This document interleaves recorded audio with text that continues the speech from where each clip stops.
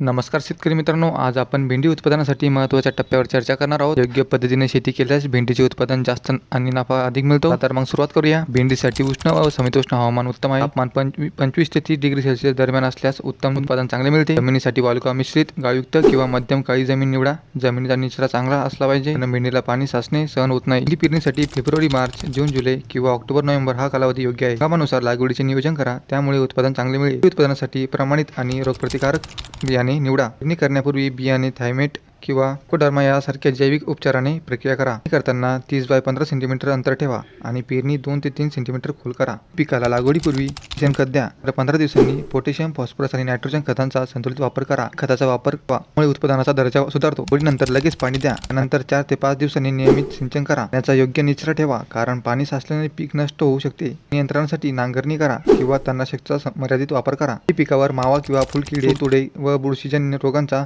दुर्भाव होऊ शकतो. उपायांसाठी अनेक उपचारासाठी योग्य फवारणी करा. प्रमाणात वापर. लागवडीनंतर 40 ते 50 दिवसांनी भेंडी काढणीसाठी तयार होते. कोळ्या व कोरी तोडा. विक्रीसाठी स्थानिक बाजारपेठेत शेतकरी गट किंवा मोठ्या व्यापाऱ्यांशी संपर्क साधा. भेंडी उत्पादनासाठी योग्य नियोजन, खत व्यवस्थापन आणि कीड रोग नियंत्रण केल्यास उत्पादन कस वाढते. अशा प्रकारे शेतकऱ्यांचा नफा देखील वाढतो. ही माहिती उपयोगी वाटली तर नक्की शेअर करा आणि चॅनलला सबस्क्राईब करा. धन्यवाद.